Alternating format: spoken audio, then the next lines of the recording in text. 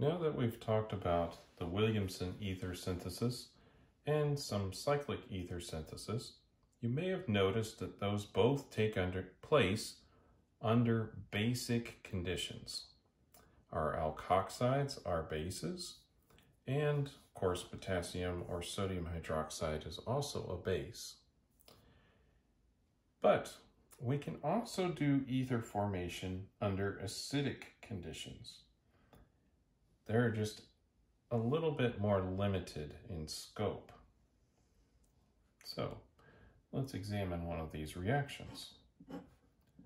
Let's say we have propan-2-ol, or isopropanol as a lot of people would call it, and we place this in dilute sulfuric acid.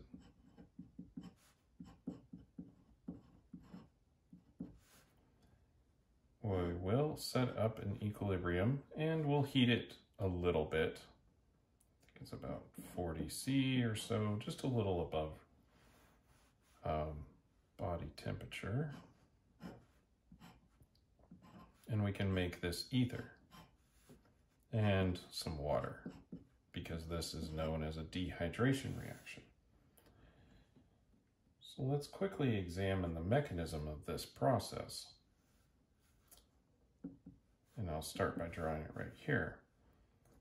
We've got our sulfuric acid is going to protonate this group to make it a better leaving group. And we're actually going to need 2 of these in the end.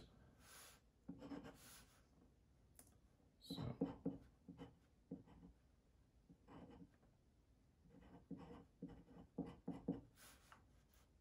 we'll have our alcohol get protonated.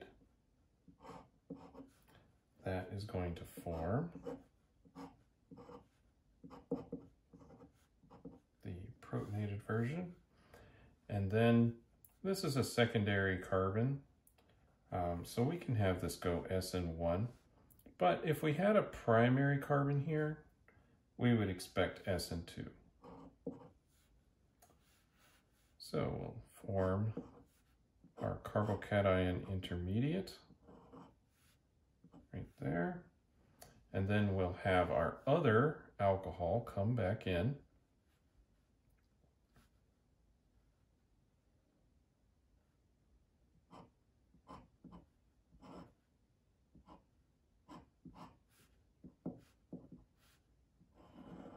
Do a coordination. That's going to form an intermediate.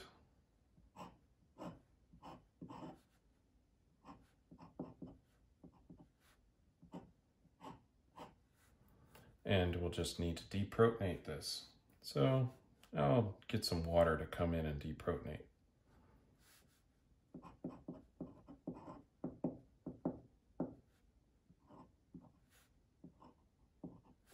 And now we've formed our product. And a little bit of acid, which we had in the beginning anyway. And that's why we could get away with dilute acid, because it's really not consumed during the reaction. But we do need it to activate this leaving group here. Now, we can also form cyclic ethers with this. We just need alcohols on both sides. And we need it sufficient length so it will actually be able to form a ring without any ring strain. So I've chosen this one because it will form a 6-membered ring. Apply a little heat to this. We'll form tetrahydropyran, the 6-membered ring. And in this case, this reaction would go SN2 because these are primary carbons and we can't form primary carbocations. Now, one of the major limitations to this synthesis or this reaction is that it's really only effective when we're trying to make a symmetrical ether. You'll notice that both of these groups on either side are the same. Or in this case, I've got a symmetrical ether because I have formed a ring. Now, what would happen if instead we tried to use one propanol and two propanol, or I should say propan 1-ol and propan 2-ol, to make an asymmetrical ether? Well, we will make ethers, but we will make more than just the asymmetrical ether.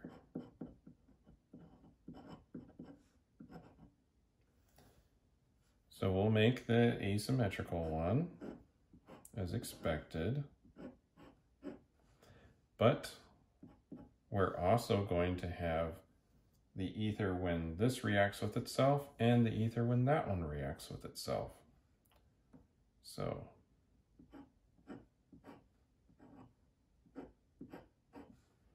that one, and then also